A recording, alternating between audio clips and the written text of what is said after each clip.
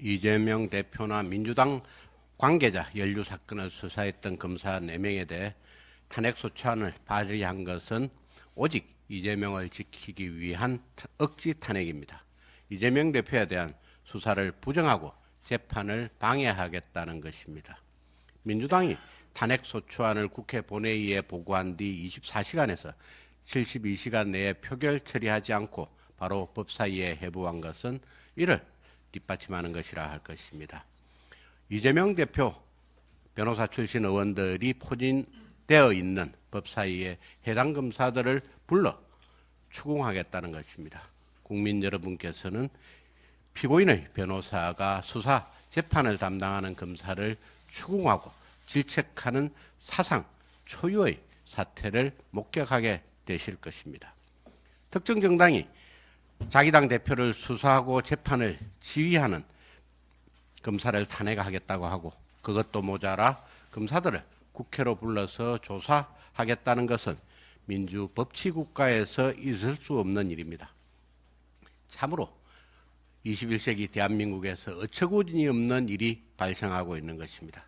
민주주의 상권 분립을 뒤흔드는 명백한 정치 보복입니다. 지난 21대 국회 이전엔 고위공직자에 대한 탄핵소추가 거의 없었습니다. 이는 단순히 의석수로 밀어붙일 수 있는 문제가 아니라 파면해야 할 정도의 중대한 헌법 법률 위반이 있어야 한다는 대전제가 깔려 있었기 때문입니다. 그러나 이번 검사 4명에 대한 탄핵소추는 위법 정황이 전혀 없습니다. 특히 쌍방울 대북 송금 사건을 수사한 검사에 대한 탄핵 사유는 황당무계합니다. 수사검사의 위법 행위를 명시한 것이 아니라 민주당 이성윤 의원이 처음 제기했던 루머였던 대변 사건을 탄핵소추의 첫 번째 사유로 적시했습니다.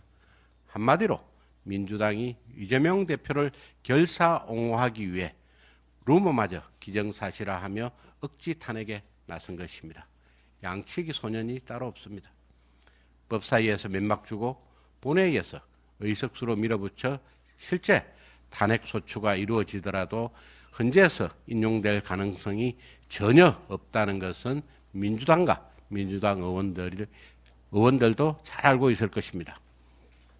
설사 탄핵안이 헌재에서 기각돼도 민주당은 손해볼 게 없다는 계산일 텐데 소탐대실이라는 점을 경고합니다. 헌정질서 파괴 행위에 대해 우리 국민들께서 용서하지 않을 것이기 때문입니다. 검사를 급박하고 탄핵한다고 해서 이재명 대표의 죄가 없어지는 것이 아닙니다. 상권 분립 훼손하는 검사 탄핵안 지금이라도 철회해야 마땅합니다.